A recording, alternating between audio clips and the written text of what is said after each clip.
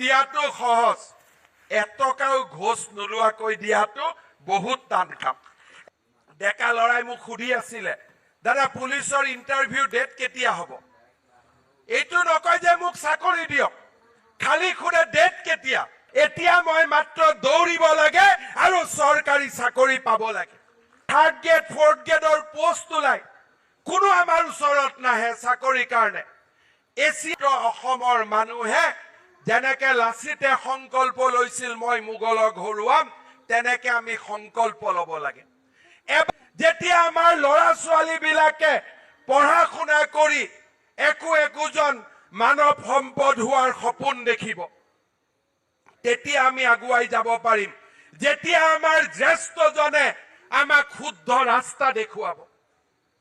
2টা দশক আমি নষ্ট কৰি পেলালো। আজি অসমৰ এই কথাবোৰ মানুহে বিশ্বাস নকৰে যে 1 লাখ চাকৰি আমি দিব পাৰো। চাকৰি দিয়াটো সহজ, এটকাও ঘোষ নোলোৱাকৈ দিয়াটো বহুত টান কাম। এটকাও ঘোষ নোলোৱাকৈ আজি যেতিয়া মই জাগিৰোডত আছিলো, ডেকা লৰাই মোক সুধি আছিলে, দাদা পুলিচৰ ইণ্টাৰভিউ ডেট কেতিয়া হ'ব? এইটো নকয় যে মোক চাকৰি দিয়ক, খালি খুদে ডেট কেতিয়া? কাৰণ তেওঁলোকে জানে যে 5 লাখ 4 লাখ টকালৈ চাকৰি দিয়াৰ সময় গুচি গ'ল। এতিয়া মই মাত্ৰ দৌৰিব লাগে আৰু চৰকাৰী চাকৰি পাব লাগে। আজি অসমত 3rd গ্ৰেড 4th গ্ৰেডৰ পোষ্ট ওলাই কোনো আমাৰ ওচৰত নাহে চাকৰিৰ কাৰণে। ACS APSCৰ চাকৰি ওলাই কোনো আমাৰ ওচৰত নাহে। কিয় নাহে? আমাৰ ওপৰত বিশ্বাস নিৰ্মাণ হ'ল যে এইখন চৰকাৰে টকা নাখায়, চাকৰিৰ নামত টকা নলয়। দুখীয়া আৰু দৰিদ্ৰ মানুহক চৰকাৰী চাকৰি কৰ্ম সংস্থাপন দিয়াই আমাৰ আটাইতকৈ পবিত্ৰ ধৰ্ম। এই কথা আজি অসমৰ প্ৰতিজন দুখীয়া মানুহে বুজি পায়। অসমৰ মানুহে যেনেকে লাচিতে সংকল্প লৈছিল মই মোগলক হৰুৱাম, তেনেকে আমি সংকল্প ল'ব লাগে। এবাৰ সংকল্প ল'ব লাগে যে খেতি পথাৰবোৰ খালী হৈ পৰি থাকিব নিদিওঁ।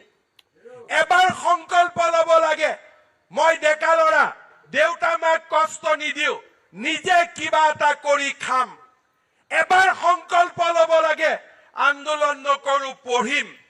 এবাৰ সংকল্প ল'ব লাগে মই পঢ়ুৱাম। এবাৰ সংকল্প ল'ব লাগে গাঁৱে ভূঞে আমি খেলা ধূলা সংস্কৃতিৰ পৰিৱেশ এটা নিৰ্মাণ কৰিম। এইখন মোৰ শুৱনি অসম, এইখন মোৰ সুজলা সুফলা অসম। এই অসমখনত যোৱা 20 বছৰে বোমা গুলি বাৰুদেৰে আমাৰ এই মৰমৰ অসমখনক আমি এক অন্য ৰাস্তালৈ লৈ গৈছিলো।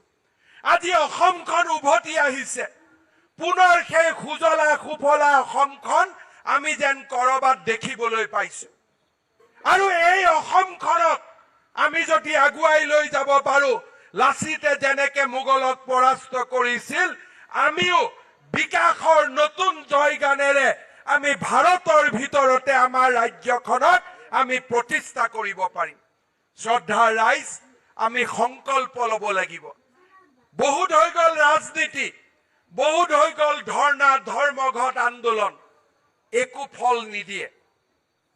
তাত ফল দিব যেতিয়া আমাৰ আই মাতৃসকলে আত্মসহায়ক গোটৰ জৰিয়তে নতুন দিনৰ সপোন দেখিব। যেতিয়া আমাৰ ল'ৰা ছোৱালী বিলাকে পঢ়া শুনা কৰি একোজন মানৱ সম্পদ হোৱাৰ সপোন দেখিব, তেতিয়া আমি আগুৱাই যাব পাৰিম। যেতিয়া আমাৰ জ্যেষ্ঠজনে আমাক শুদ্ধ ৰাস্তা দেখুৱাব। 2টা দশক আমি নষ্ট কৰি পেলালো, 2টা দশক আমি শেষ কৰি পেলালো। কালি বোলে মধ্য অসম বন্ধ, কালি বোলে উত্তৰ অসম বন্ধ, কালি বোলে দক্ষিণ অসম বন্ধ, কালি বোলে অসম বন্ধ, কালি বোলে গ্ৰেনেড বিস্ফোৰণ, কালি বোলে বোমা বিস্ফোৰণ। সেই পৰিৱেশ সলনি কৰি